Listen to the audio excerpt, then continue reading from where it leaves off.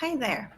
I'm Moan Michelle, and I am in DC, Washington, DC, in the United States of America. I am filling in today for Philip, who is on retreat in the Surrey Hills. So, welcome to Tea with a Druid. I think I'm live now, so I hope to see that people are tuning in, and I will say hello as you do. But first, I wanted to introduce myself just a little bit and to tell you a little bit about the organization that I've helped start here in DC, and to talk a little bit about rewilding and some of the things that we're doing here in the DC area to bring people a little bit more into nature. I started an organization a few years ago called Sanalsak. Sanalsak is Scottish Gaelic for into the wilderness. And that was because I believed that I needed to be in the wild a whole lot more than I typically was during my working week and my usual days. So we began to talk. We built a collective organization that strives to bring all pagan peoples who would like to join us into wild spaces.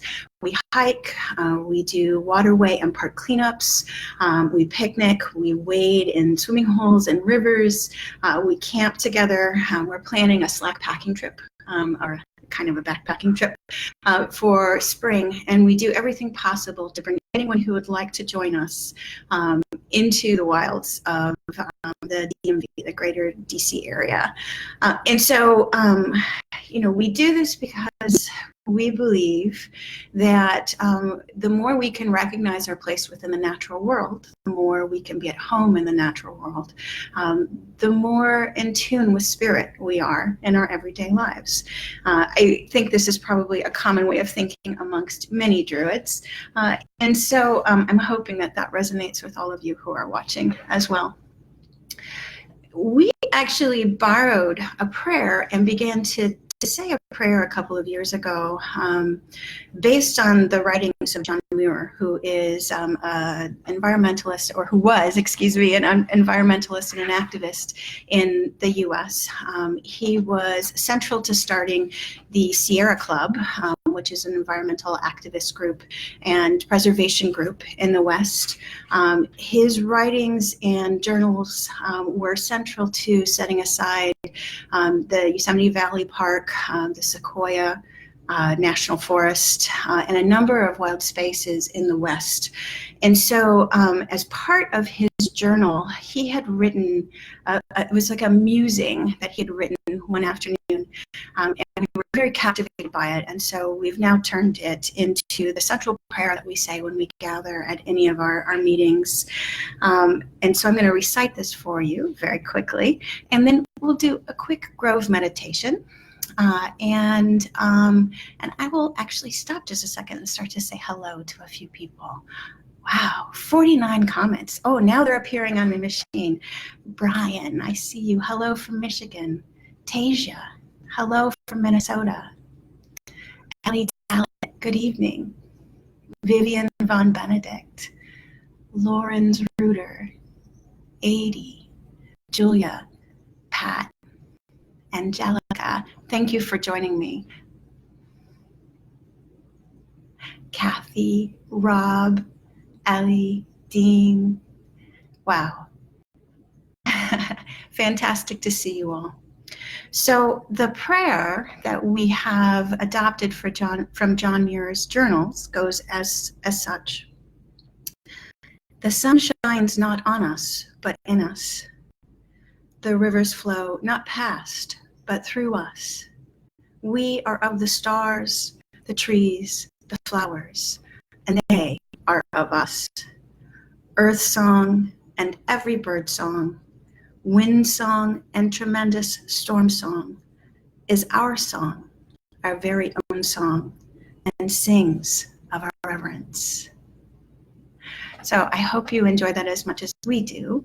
And I think you can see there in that prayer the ways that we begin to conceptualize ourselves as being one with nature, a part of the web of all things when we gather, and the way we try to think about our activities when we go out into the wild.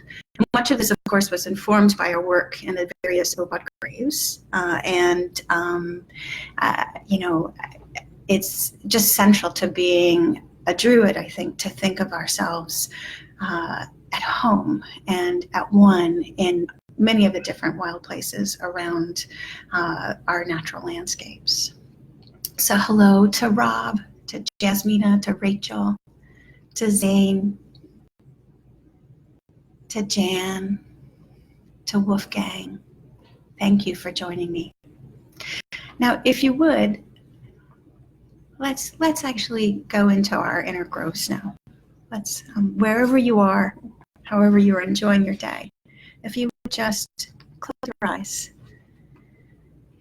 find yourself in your body. And with me, we'll take 3 breaths together. 1,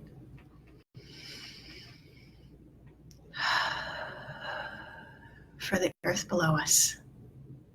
And 2,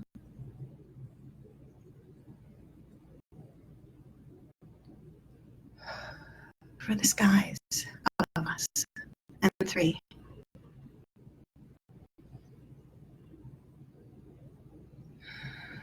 for the waters all around us. And if you would, take another moment just to feel yourself, the weight of your being in your body. Close your eyes, find yourself in the here and the now. And with your eyes closed, then find yourself standing in your inner grove.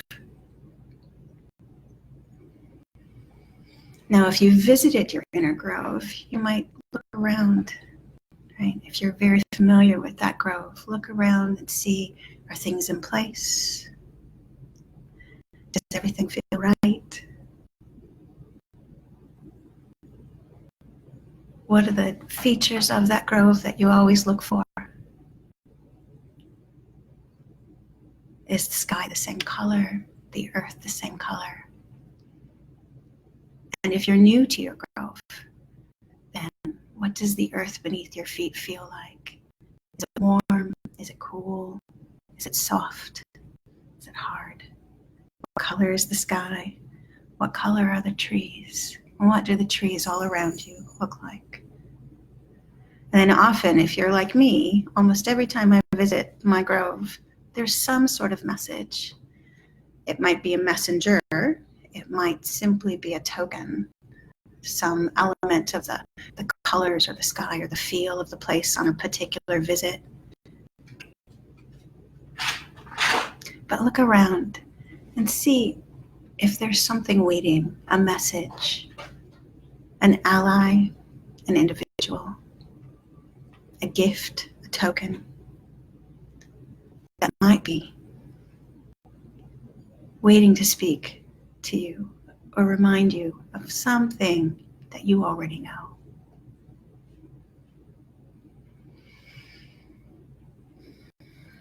And let's just sit here for a little bit in our groves, enjoying the quiet, the peace, the stillness.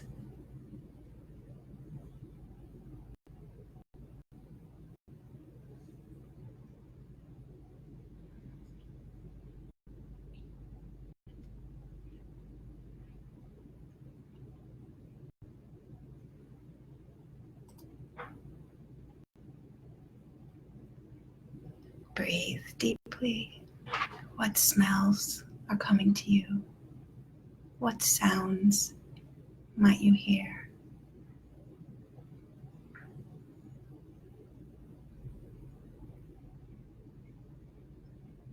What do you feel on your skin? What might you taste on your lips?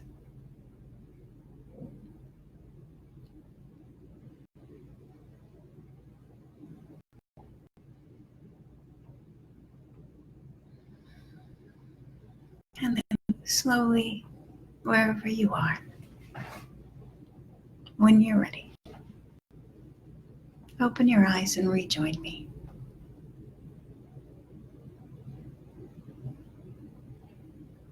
I would love to hear more about what you might have experienced in the grove in the comments after. I would love to hear more about how you experience the wilderness in your own area of the world, where you feel most connected to others, where you feel most connected to the wilds. And in closing, I'd like to recite Mary Oliver's When I Am Among the Trees, which is one of my favorite poems by one of my favorite poets. When I am among the trees, especially the willows and the honey locust, equally the beech, the oaks, and the pines, they give off such hints of gladness. I would almost say that they save me, and daily I am so distant from the hope of myself, in which I have goodness and discernment, and never hurry through the world, but walk slowly and bow often. Around me the trees stir in their leaves and call out, "Stay a while." The light flows from their branches and they call again. It's simple. They say, and you too have come into the world to do this, to go easy and to be filled with light and to shine. So thank you for joining me today in a very brief tea with a Druid. I believe Philip will be back next week, and I would love to hear from you and to talk with all of you about your journeys and your time, your experiences in Obat. Have a lovely evening or afternoon.